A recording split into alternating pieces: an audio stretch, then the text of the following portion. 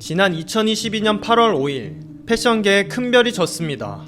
일본을 대표하는 패션 디자이너 이세인 미야케의 사망 소식이 알려진 날이었죠. 브랜드를 대표하는 플리츠 디자인, 그리고 스티브 잡스가 죽을 때까지 고집했다던 검정 터틀넥을 만든 이로도 유명한 이세인 미야케. 하지만 그가 패션계에 영감을 준 건 단지 이것만은 아닌데요.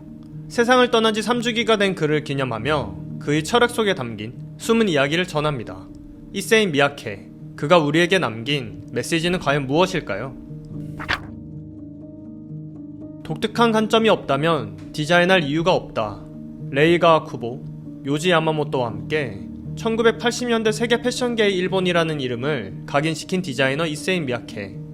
1938년 일본 히로시마에서 태어나 고작 7살의 어린 나이에 미국의 원자폭탄 투하를 겪은 그는 어린 시절 주변 사람들의 방사능 후유증을 보며 자랐고, 그 또한 후유증으로 거동이 불편한 생활을 이어갔습니다.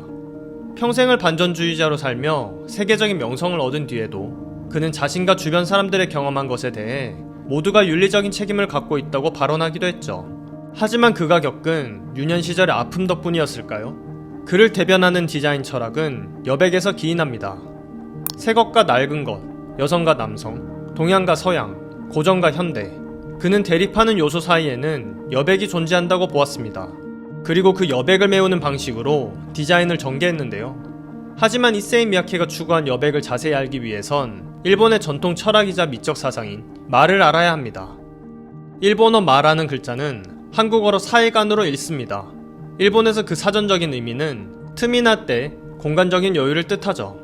일본 전통 가옥에서 손님을 맞는 다다미방의 공간 또한 마의 모습을 띠고 있을 정도로 일본인의 정서 깊숙한 곳까지 배어있는 마는 수많은 일본 예술가들에게 영향을 주었는데요.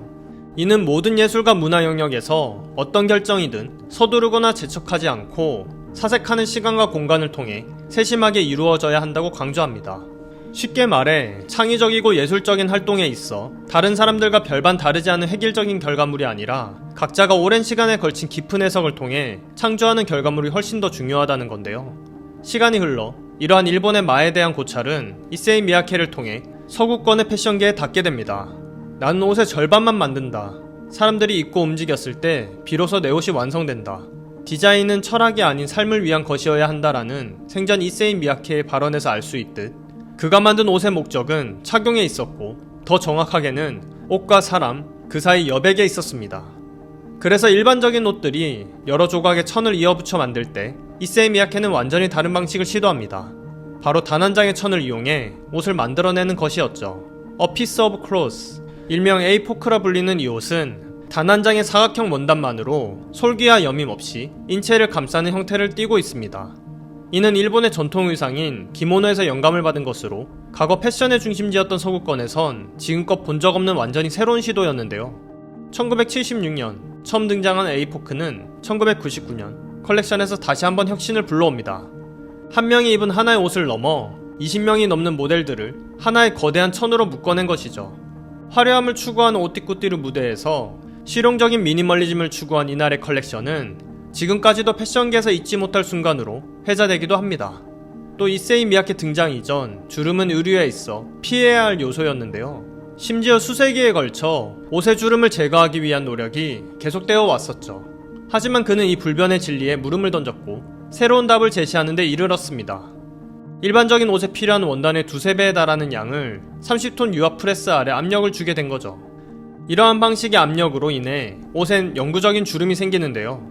동시에 바느질 하나 없이 탄생시킨 이 주름의 혁신은 주름을 피하는 것이 아닌 즐기는 것으로 인식시켜 여태껏 주름을 없애야만 했던 이들에게 해방을 안겨주었고, 결국 1993년 플리츠 플리즈라는 독립적인 브랜드로 이어지게 되죠. 이 밖에도 1971년 뉴욕에서 열린 컬렉션에서는 이레즈 및 타투가 새겨진 점프슈트를 선보이고, 1980년에는 여성의 상체를 본떠 섬유유리로 만든 비스티에를 선보였습니다. 그리곤 그저 옷은 착용자를 제외한 그 누구에게도 구속받지 않는 신체의 자유라는 말을 덧붙인 이세인 미야케.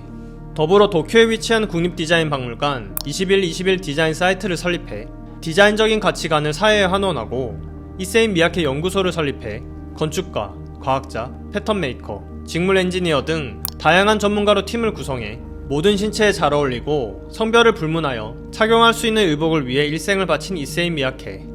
지금 우리 사회가 직면한 인종, 성별, 외모, 신체 나이 등으로 일어나는 각종 갈등 사이에 존재한 여백을 평화 화합으로 채워나갔던 그의 일생.